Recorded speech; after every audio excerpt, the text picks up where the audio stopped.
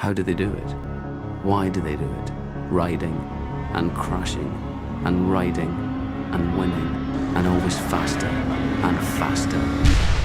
Well, welcome back everybody to With Antone MotoGP 2026. And thanks to everybody who watched the last week's episode. Really enjoyed the comments and really enjoyed the interaction. But you know, 2027 is being talked about, all about the regulation changes. But that's really not the full story. With new bikes and new rules, MotoGP is heading into what I call a full reset. And with a reset like this, the power shifts. Not every rider, not to every manufacturer, but to a very small group who in 2026 can afford to say, I'll give you 1 year to see if you can prove it to me. So today we look at which riders actually have the power and which manufacturer might benefit more than anyone else thinks. This is the power of one. So why is 2027 so different? Well, it's a full regulation reset. New bikes, new engines, reduced aero, no ride height devices, no launch control, but most significantly, there's a brand new set of tyres, Michelin stepping off and Pirelli stepping in. Not a revolution as we've seen it before, but a reset where the rulebook removes the rider's shortcut to being fast. So what do these rule changes really mean to us fans of MotoGP? Well, less aero, so that means we're going to have more rider input and hopefully closer racing. No ride height devices, so what's that going to mean is racecraft, throttle and clutch control, riders having to keep the front wheel down on the ground, not squatting to get the traction. No launch control, so starts are going to go back to what they used to be. Who has actually got the skill to get off the line? And it should mean not everybody arrives at that first corner all at the same time. So factories are seeking riders who can have a real feel for the bike and not just those riders who can operate the controls. So in 2027, feel is going to matter a lot more. Now, feel is like skill. MotoGP, I should say, is moving from a manufacturer-led power to more of a rider-led power structure on the grid. The rider will become more of the reference once again. So why does a 1-year contract make sense for 2027? Nobody really knows who's going to nail the development and the launch of the 2027 bike. Long-term deals can mean long-term problems. And a 1-year deal protects the rider's prime racing years. It's letting the riders bet on themselves and say, I can do what I want to do, and not relying on promises from manufacturers. So, which of riders on the grid have this actual power? Well, you've got the 7-time world champion, Marcmarquez, number 93. He's adaptable.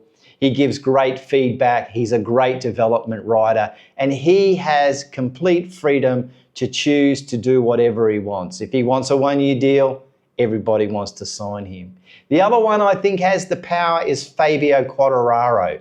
Now, his leverage comes through his importance, his current importance to Yamaha, and of course his extreme riding ability. The other one I think that qualifies for the 1-year power is Pedroacosta. He's seen as a future-proof rider. He's been talked about for so many years coming through Moto3, Moto2. He's had a couple of seasons, but I believe he sets a factory and people will be keen to sign him. And the other one that is a little bit of an outlier, if you like, is peccobagnaia. He has what I call conditional power. He's a 2-time world champion, but he really has to start 2026 strong to actually confirm and consolidate that power. So they are the riders I believe have that 1-year power and have the ability for manufacturers to sign them just on a 1-year deal. And the real basic reason for this is that all those riders I've mentioned have one thing in common, and they're all very, very fast. So from the rider's point of view, Marcmarquez, he doesn't really need security. He needs that freedom. He needs a bike that he's going to win on. So that qualifies him for 1 year. Look, Fabio, his power comes from being irreplaceable at Yamaha, and he will want to get on a bike and prove that it's fast. 1 year will suit him. Pedroacosta, well, the next rider that the GP system has built, and if he qualifies for that, because he can actually show that pedigree to the manufacturers.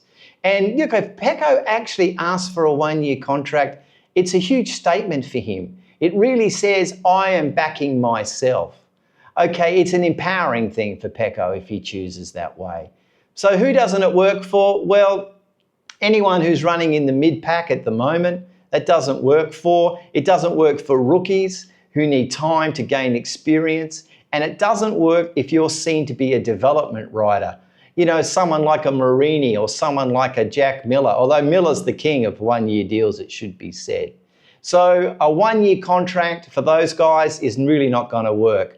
Freedom only works if someone or some factory is afraid to lose you or is afraid to not sign you. What about on the other side of the coin, the manufacturers? Who does 1 year work for? Which manufacturers? Well, the simple answer is Ducati. Every rider wants a Ducati.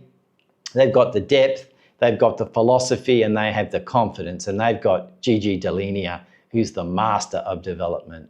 The other one I think might surprise you from a with Antone MotoGP point of view is I believe KTM will sign any fast rider for 1 year because their rider culture means that they are desperate to put a fast rider on and they are desperate to win. What about the manufacturers that 1 year doesn't work for, or in fact could actually hurt them? So let's think about this, and the first one, of course, is Yamaha. They want a commitment and they want continuity. That's why Toprak's got a 2 year deal right now for this year, 26 and 27. They need someone on the bike who's committed to develop the V4, and they need less ultimatums. They want a nice, secure development package. They're spending a lot of money. The other one it doesn't work for, in my opinion, is Honda. They can't afford to start guessing again. They need consistency and they need to be fast.